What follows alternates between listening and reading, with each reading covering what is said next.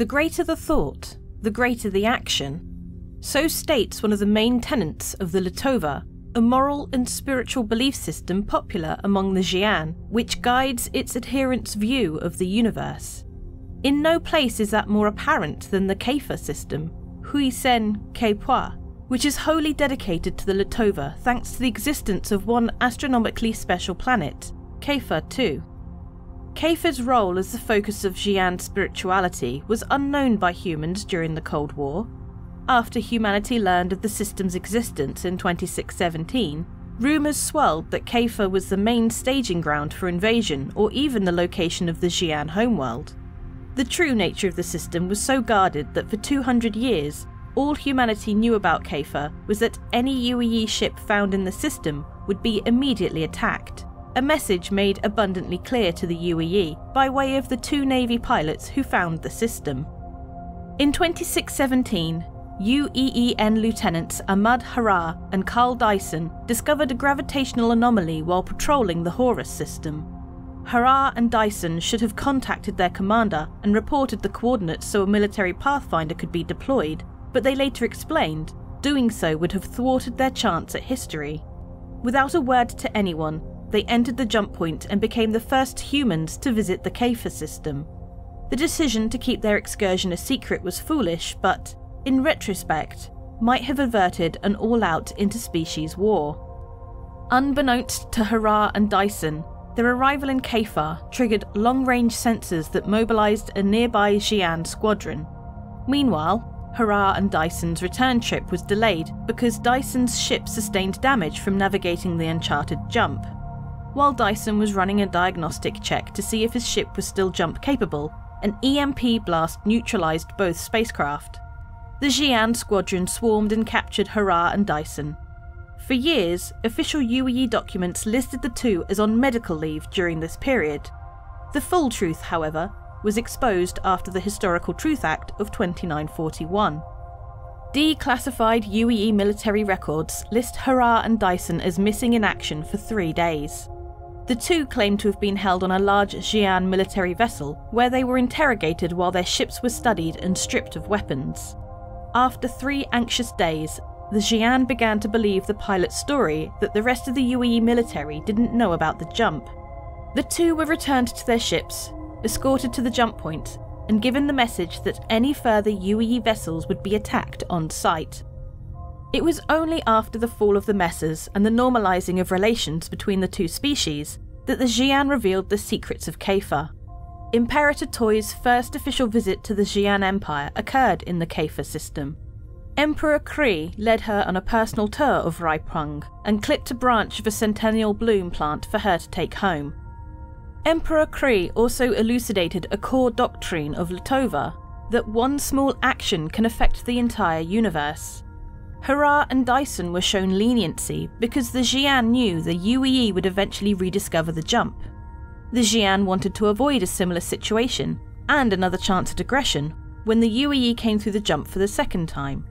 So it was with great thought that the Xi'An determined the right action was compassion, because it provided the clearest path to peace. In a surprise move during the summit, Emperor Kree amended Xi'An law to permit the Kayfa system to remain open to all human visitors in the hopes that it would promote interest in Xi'An culture, customs, and ultimately, long-lasting peace between the two species. Kayfa's first world is a terrestrial planet with an atmosphere composed mainly of carbon compounds. From orbit, the atmosphere is a sooty swirl of black, brown, and red hues. Some UEE scientists theorise that the prevalence of carbon throughout the planet and the corresponding atmospheric pressure could have given the planet a diamond substratum. Such theories remain unproven as the Xi'An government strictly forbids mining in the system. Raipung is the religious heart of the Xi'An Empire, thanks to its unusual astronomical properties. One day on the planet lasts 100 Xi'An years, which roughly equates to 128 standard Earth years. It is the custom in the Xi'An Empire for planets to be assigned a purpose and developed with only that purpose in mind. Kayfa 2's spiritual associations meant it was terraformed to be a place of peace, tranquility, and meditation. Cultivated gardens and fields cover much of the surface, with sacred temples built so that there would always be one on the horizon, no matter where you look. The temples provide the bare minimum in resources and amenities for Xi'An monks pursuing the ultimate enlightenment in Litova, spending a full day meditating on Kayfa 2. To preserve the planet's tranquility, Kayfa 2 has only one city, Shushora.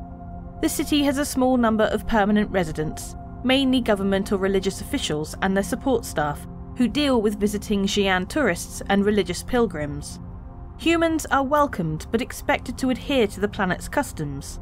Unless given special dispensation, human visitors are also required to stay within the limits of the city. Kayfa 2's religious focus means there is no manufacturing or mining, and only essential economic activity. All other necessary products are shipped into the system by the Xi'An government. Some black market activity exists, but perpetrators caught are severely punished.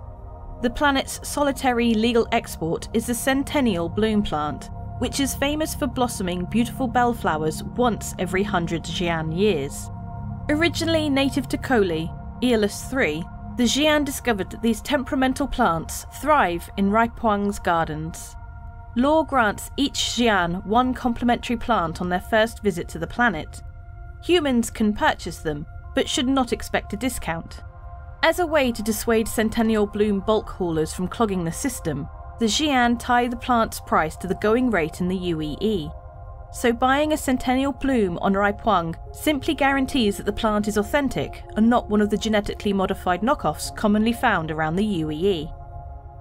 The Xi'An once considered the gas dwarf Kayfa 3 as a potential candidate for platform-based colonisation. The plan was squashed after Emperor Kree expressed concern over how increased traffic in the system might affect Kayfa 2. Kayfa 4 is the system's second gas dwarf.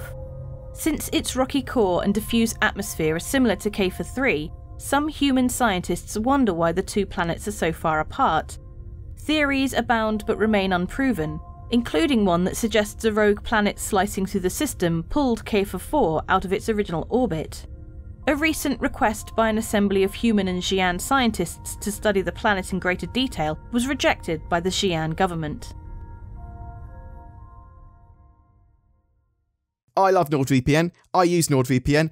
I get money when you guys buy NordVPN. So use the links below, check out NordVPN, see if it's something that you actually want to get. nordvpn.com/BoredGamer. If you get it, I get money.